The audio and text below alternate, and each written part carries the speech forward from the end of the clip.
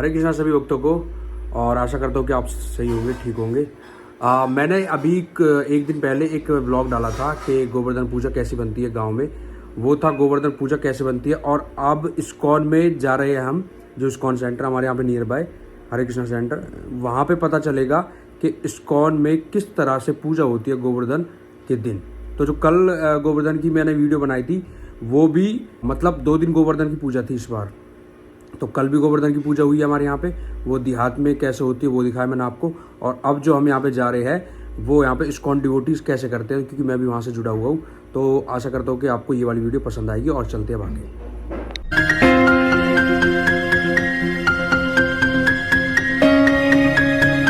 इस गोवर्धन के अंदर जो है बहुत सारे फल है, वृक्ष है, लताएं हैं, गुफाएं हैं।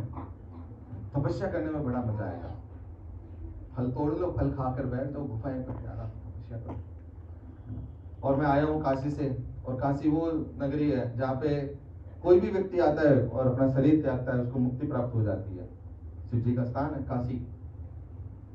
तो जितने लोगों की मुक्ति होती है वो काशी में जाकर होती है। तो पहले वहां ले जाऊंगा, काशी में स्थापित कर दूंगा, और क्या करूंगा, वहां पे रखेंगे, तपस्या करेंगे, है ना। और गोवर्धन जी का भी उद्धार हो जाएगा। अब द्रोणाचल जी बोले यार, मांगा तो मांगा, क्या मांगा, ईटा मांग गया। और आप सब जानते हैं पुत्र जो होते हैं वो कलेजे का टुकड़ा होता है ना। कितने लोग मानते हैं? अच्छा, ये जो बैठा ना ये नहीं मानता है। आपने कलेजा दिया है, लेकिन कलेजे की परवाह, चलिए हमारा टॉपिक नहीं है। तो बड़ा दुखी हुए, लेकिन अब क्या करें। अब ऋषि मुनि होते हैं, वो प्रसन्न भी हो जाते हैं जल्दी से, और श्राप भी जल्दी देते हैं, आशीर्वाद भी जल्दी देते हैं, श्राप भी।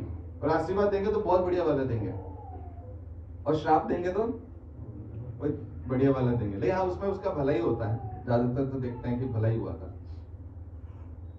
तो कहीं श्राप ना दे दे, इसके भय से क्या करते हैं, गोवर्धन जी को बोले ले जाओ। गोवर्धन जी बोलते पिताजी आपने तो हमें दे दिया, हम ऐसे नहीं जाएंगे, एक शर्त पे जाएंगे। तो पुलिस से मुनि पूछते हैं कि बताओ क्या शर्त है तुम्हारी। बोले एक ही शर्त है, आप मुझे जब उठा के ले जाओगे तो रास्ते में कहीं नहीं रखोगे।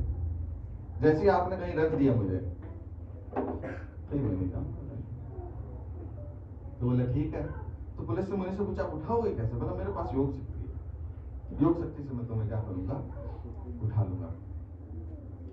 जैसे बताते हैं कि जो गोवर्धन जो है उनका अगर हम परिक्रमा करने जाएं, तो उस समय था जो पुलिस मुनि जी ने उठाया था, तो 8 योजन था। 8 योजन मोटा मोटा अगर आप कैलकुलेट करो, क्योंकि हमें योजन है ना ये सब समझ में नहीं आता है, कोस अभी हमें किलोमीटर, सेंटीमीटर, मीटर ये सब समझ में आता है। तो अगर उसको कंपैरिजन करें तो 104 किलोमीटर होता है। कितना? 104। मुझे लगता है कोई परिक्रमा कर पाएगा। 104 किलोमीटर है ना। नंगे पैर तो नहीं हो पाएगा, फिर प्राण वहीं एक की समाधि दिखती जाएगी। नहीं बोले 50 किलोमीटर पे इतना शरीर त्यागा था, ये 60 80।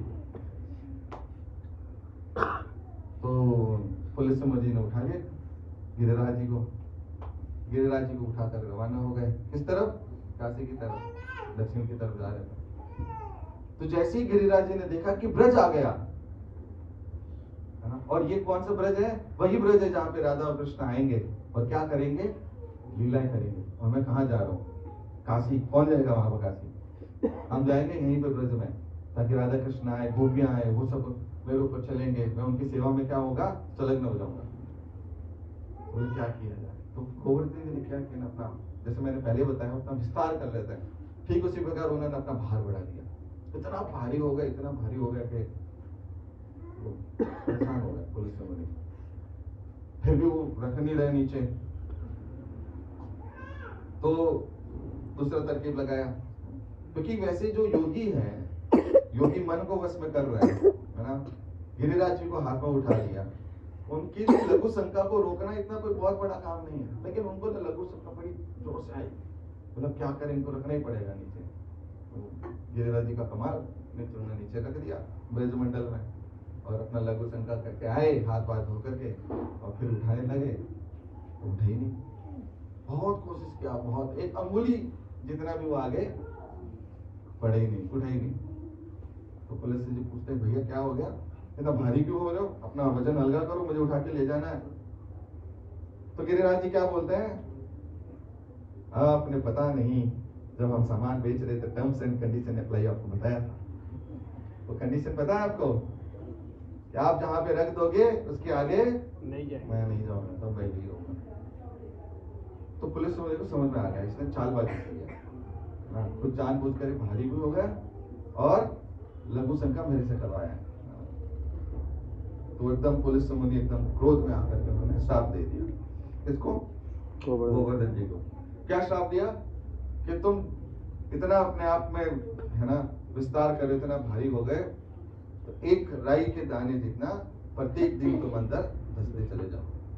तो आज भी ऐसा होता है। पहले पर्वत श्रृंखला जो आप देखते थे बहुत लंबी थी, इवन एवरेस्ट भी उनके सामने कुछ नहीं था, इतना था। लेकिन अभी क्या हो रहा है, वो धीरे धीरे धीरे धीरे, हाँ। तो ऐसा शास्त्र बताता है कि जब तक गंगा जी हैं और गिरिराज जी हैं, तो कलयुग इतना प्रभावशाली नहीं है। जिस दिन ये दोनों चले जाएंगे, और आपको शायद पता हो या नहीं होगा, कलयुग का चरम सीमा ऐसी आएगी जब यमुना, गंगा जी, गोवर्धन जी सब लुप्त हो जाएंगे, सब अपने आप को विलुप्त कर देंगे यहाँ पे। तो उससे क्या होगा कि कलयुग अपनी चरम सीमा पे आ जाएगा।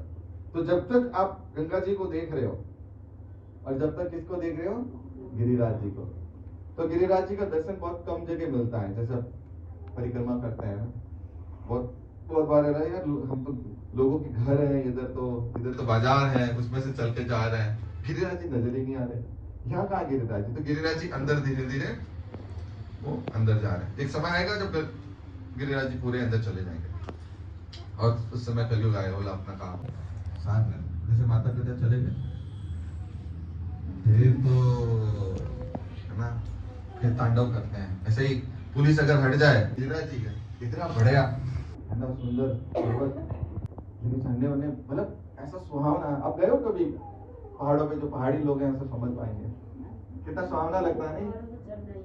हाँ। वहां से आने का मन नहीं करता है तो दिल्ली में वही वही फोटो वोटो खींचते हैं, स्टेटस पर डालते रहते हैं, काफी पेट के कारण फिर आना पड़ता है। नहीं तो वैसे जो पर्वत हैं, पर्वत और जो जंगल बताया जाता है कि सब कुछ देने वाले होते हैं, सब कुछ प्रदान करते हैं, फल फ्रूट, आपको जो चाहिए।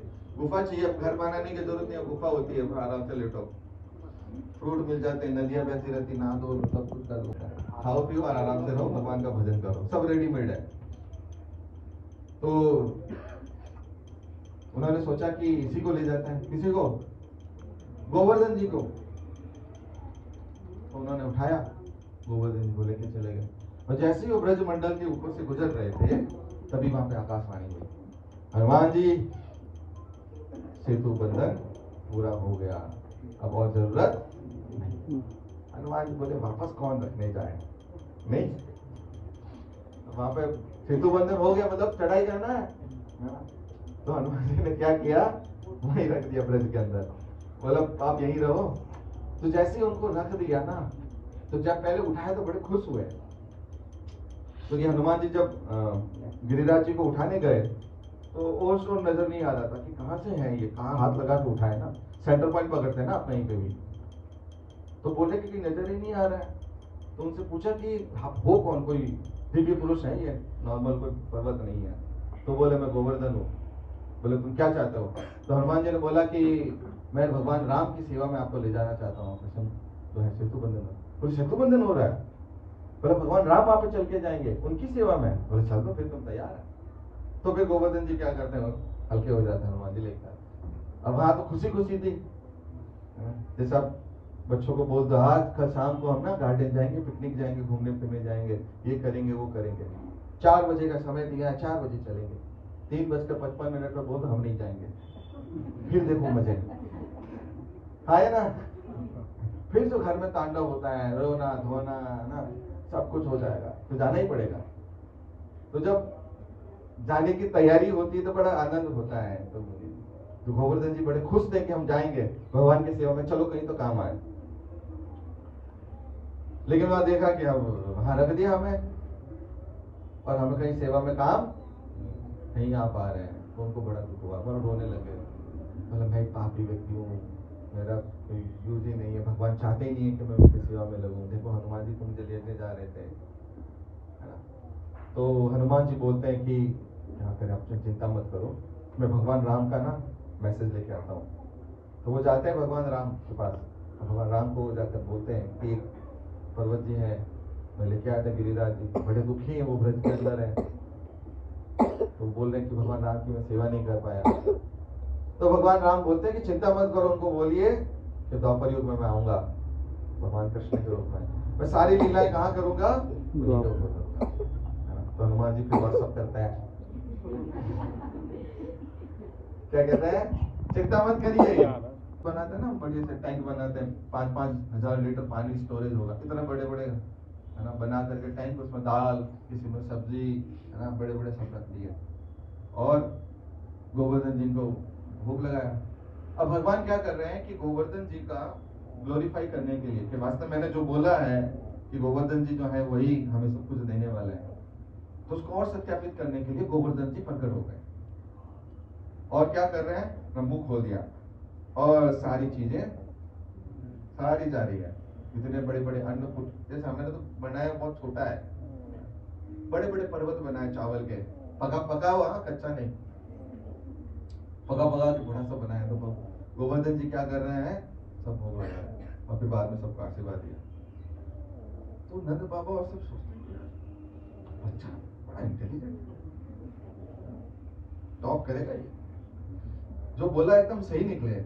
गोवर्धन जी आकर के जो है और खुश हुए, और हम आशीर्वाद देके गए। और उसके बाद फिर क्या किया उन्होंने सबने, गोवर्धन जी ने बोला कि जो मेरी भी परिक्रमा करेगा मैं बड़ा प्रसन्न हो जाऊंगा।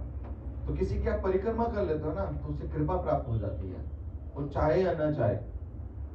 जैसे आप किसी के चरण स्पर्श कर लेते हो ना, आप देखना आपका हाथ आपसे पूछेगा नहीं कि उठना है या नहीं उठना है। किसी ने आपको चरण स्पर्श कर दिया, हाथ अपने आप चला जाएगा आशीर्वाद देने के लिए, होता है नहीं?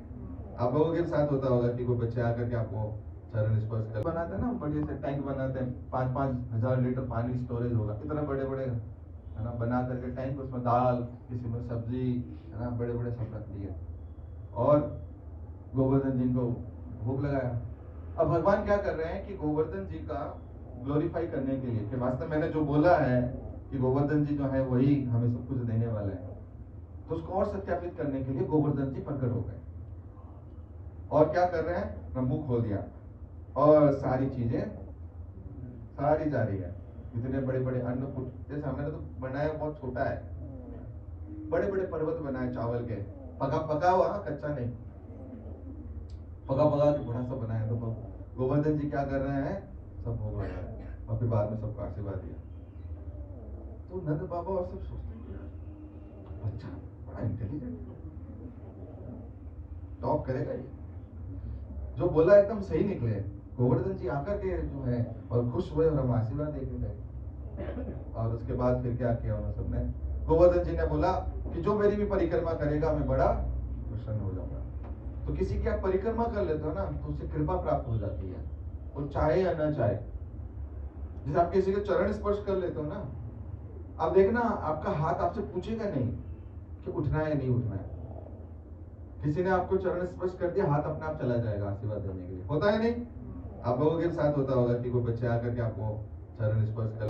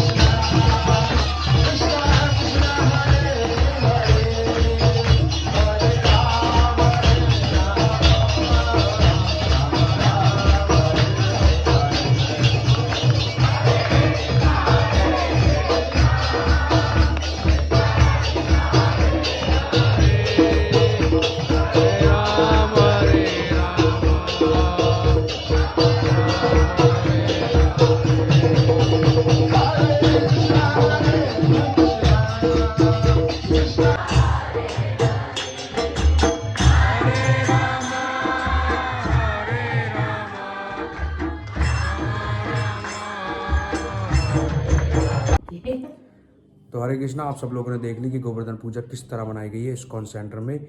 और मैं चाहता हूँ कि ये वीडियो जिन जिन तक पहुँचे वो भी भक्ति में अपना थोड़ा डीप होए। और पहले वर्शिप करी थी हमने और फिर कीर्तन करा था, फिर जो थी वो कहानी सुनी थी गोवर्धन महाराज की, किस किस प्रकार किस किस कथा में क्या क्या महत्व है भगवान जी का। गोवर्धन का स्वयं ऐसा कहते हैं कि भगवान जो कृष्ण जी है उनका हृदय है गोवर्धन महाराज, और इसलिए वहाँ पे जो परिक्रमा लगाता है उसकी हर मनोकामना पूरी होती है। तो आप भी थोड़ा बहुत टाइम निकाल के परिक्रमा लगा सकते हो। और ऐसी ही वीडियो को, इस वीडियो को लाइक करें, सब्सक्राइब करें चैनल को, और मिलते हैं किसी नई वीडियो में। हरे कृष्णा।